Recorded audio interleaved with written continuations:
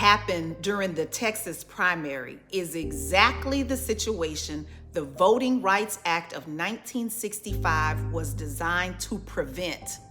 The race between Congresswoman Jasmine Crockett and State Representative James Tallarico is not just about who won or lost. It's about something deeper.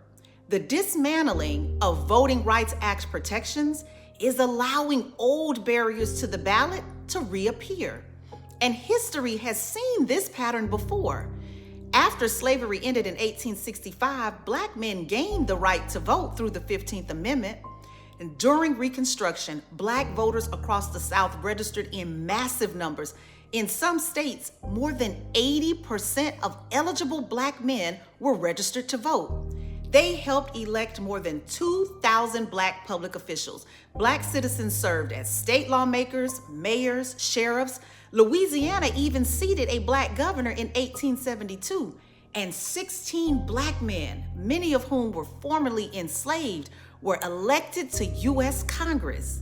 But that progress triggered violent backlash. By the end of Reconstruction, Southern states had established this Jim Crow system that used barriers like poll taxes, literacy tests, white-only primaries, and terror by the Ku Klux Klan to suppress Black political power. The result was devastating. By the early 1900s, Black voter participation was pushed almost to zero, not because they didn't desire to vote, but because they had been locked out of the political process. Those barriers remained for nearly 100 years. Then came Selma, known as Bloody Sunday. On March 7, 1965, state troopers brutally attacked peaceful marchers attempting to cross the Edmund Pettus Bridge. The violence was broadcast across the nation. Days later, President Lyndon Johnson signed the Voting Rights Act of 1965, which banned those barriers and required states with a history of discrimination to obtain federal approval before changing election rules. Black voter registration surged. But in 2013, the Supreme Court weakened those protections by removing the formula that required federal oversight before changing voting rules. Within hours, several states, including Texas, implemented voting laws that had been blocked for nearly 50 years. Then in 2025, President Trump signed an executive order making it harder to challenge discriminatory voting practices.